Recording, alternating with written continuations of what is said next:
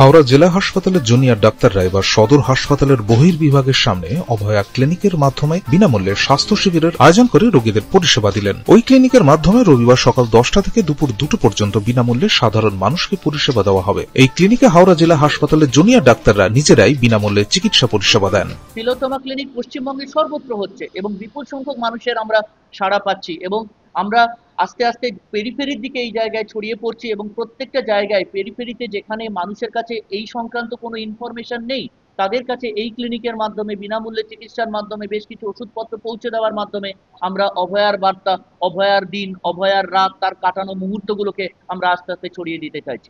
সাধারণ রোগীরা সর্বোত্তমভাবেই চিকিৎসা পাচ্ছেন, কিন্তু রবিবার যেহেতু আউটডোর বন্ধ থাকে এবং আমাদের আজকে যেহেতু অভয়ার শেষ কর্মের দিন, আজকে 8ই আগস্ট অভয়া শেষ কাজের জায়গায় জয়েন করেছিল, সেই স্মৃতির উদ্দেশ্যেই আমরা আজকে কাজের জায়গাটা বেছে নিয়েছি। এটা রবিবার না হয়ে যদি সোমবারও হতো আমরা এই জায়গায় আবার নিজেরা একত্রিত হতাম।